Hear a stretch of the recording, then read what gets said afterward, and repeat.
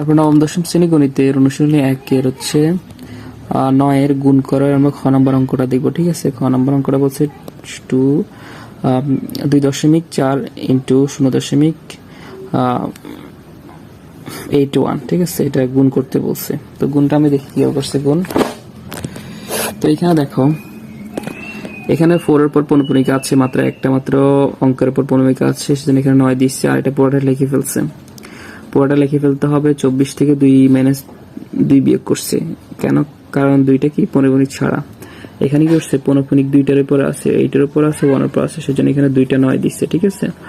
তো পুরোটা লিখে ফেলছে কত, 81 থেকে কত বিয়োগ করছে, 0 বিয়োগ করছে। তো আলটিমেটলি এখানে যদি 24 থেকে 2 বাদ দেওয়া যায়, বাদ দিলে কত হয়, 22।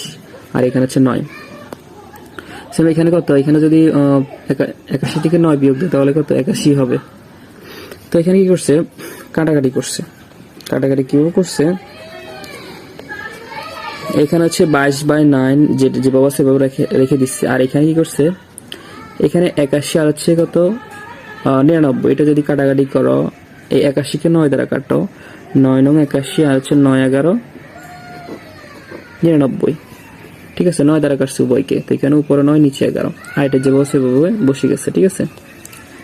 তো এখানে কি করছে, জাস্ট সিম্পল এখানে 9 কেটে দিচ্ছে, আর এখানে 11 দুগুণা 22, ঠিক আছে। তো উপরে শুধু 22, উপরে 2, নিচে হচ্ছে কত 1। তো এই 2 কে 1 দ্বারা ভাগ করলে তো 2 হবে।